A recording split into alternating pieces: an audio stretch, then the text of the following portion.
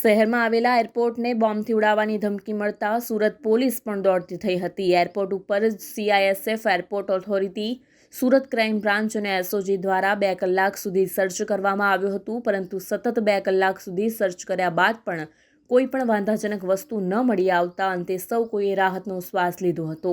પરંતુ સતત 2 કલાક સુધી સર્ચ કર્યા બાદ પણ કોઈ વાંધાજનક વસ્તુ ન મળી આવતા અંતે સૌ કોઈએ રાહતનો શ્વાસ લીધો। આ ઉપરાંત જે વ્યક્તિઓ દ્વારા સુરત ગ્રામ્ય પોલીસ કંટ્રોલ રૂમમાં કોલ કરી આ બાબતની જાણકારી આપવામાં આવી હતી, તે 2 વ્યક્તિઓને બારડોલી ખાતેથી લાવી પોલીસ દ્વારા સઘન પૂછપરછ હાથ ધરવામાં આવી હતી।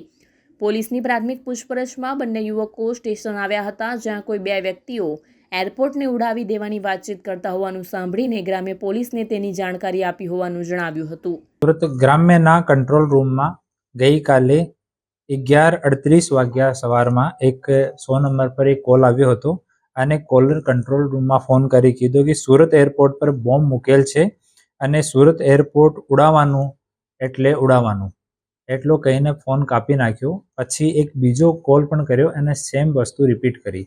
તો સુરત ગ્રામ્યની LCBની ટીમને જાણ કરવામાં આવી અને ફોનનો લોકેશન અને CDR SDR એ જોવામાં આવ્યો। પછી ઉમરા પોલીસ સ્ટેશનમાં ફરિયાદ કરવામાં આવી।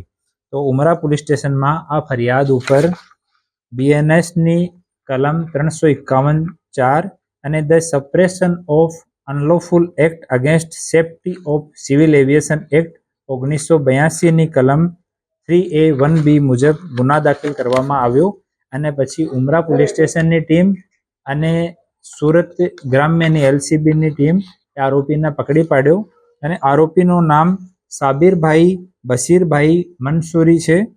ઓ 40 વર્ષનો છે અને મદીના કોમ્પ્લેક્સ આસિયાનગર બારડોલીમાં એનો નિવાસ છે અને મૂળ રૂપથી નંદુરબાર મહારાષ્ટ્રનો રહેવાસી છે। ઓર આની હાલત થોડી સી મેન્ટલી ફર્સ્ટ અપિયરન્સમાં એવો લાગે છે કે થોડી અનસ્ટેબલ ટાઈપની છે। તો એના વિરુદ્ધમાં ગુના દાખલ થઈ ગયેલ છે અને આરોપીની ધરપકડ કરવામાં આવે છે અને પૂછપરછ ચાલુ છે।